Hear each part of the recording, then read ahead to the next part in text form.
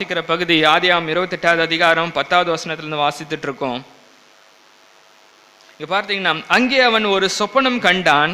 12வது வசனம், இதோ ஒரு ஏணி பூமியிலே வைக்கப்பட்டிருந்தது, அதன் நுனி வானத்தை எட்டியிருந்தது, அதிலே தேவ தூதர் ஏறுகிறவர்களும் இறங்குகிறவர்களுமாய் இருந்தார்கள்.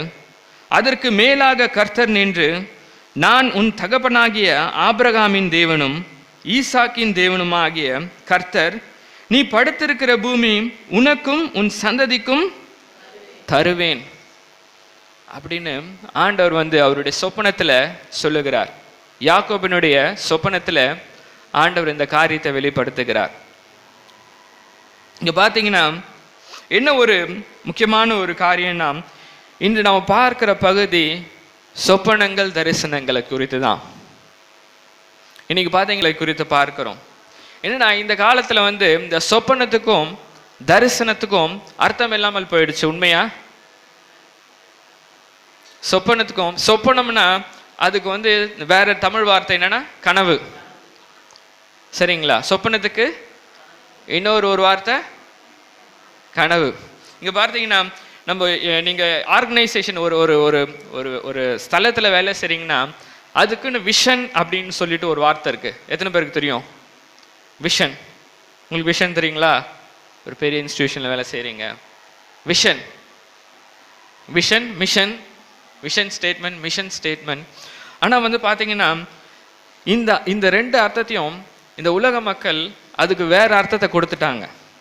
இது ரெண்டும் பார்த்தீங்கன்னா தெய்வீக அர்த்தம் கொண்ட வார்த்தைகள். இந்த ரெண்டு அர்த்தமும் ட்ரீம், விஷன், ரெண்டு காரியங்களும் தெய்வீக அர்த்தம் கொண்ட வார்த்தைகள்.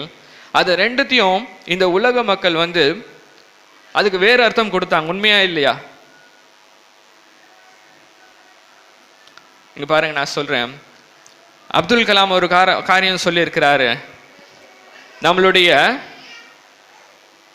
மக்களுக்கு, நம்ம பிள்ளைகளுக்கு ஒரு காரியம் சொல்லியிருக்கிறார், கனா காணுங்கள் அப்படின்னு சொல்லிட்டு. உண்மையா? கனா காணுங்கள் சொல்லியிருக்காரா? சொல்லியிருக்காரு. சரிங்க. கனவு பார்த்தீங்கன்னா எப்பொழுது வருகிற காரியம்? கனவு தூக்கத்தில் வருகிற ஒரு காரியம். சரிங்களா? கனவு என்பது தூக்கத்தில் வருகிற ஒரு காரியம். ஆனால் பார்த்தீங்கன்னா, அதற்கு பார்த்தீங்கன்னா அதுக்கு இன்னொரு அர்த்தம் இந்த உலகத்தார் கொடுக்குறாங்க.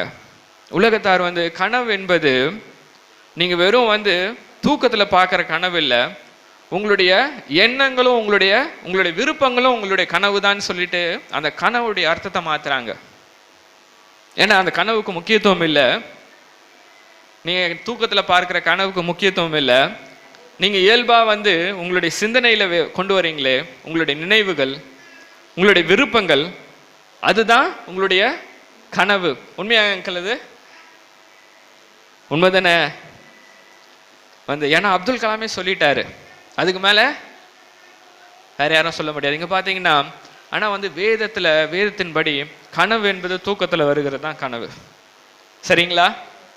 இல்லைண்ணா இதை புரிந்து கொள்ள முடியலன்னா உங்களால் வேதத்தினுடைய ரகசியங்களை அறிய முடியாது.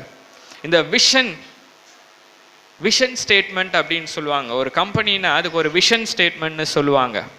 அந்த விஷன் ஸ்டேட்மெண்ட்டு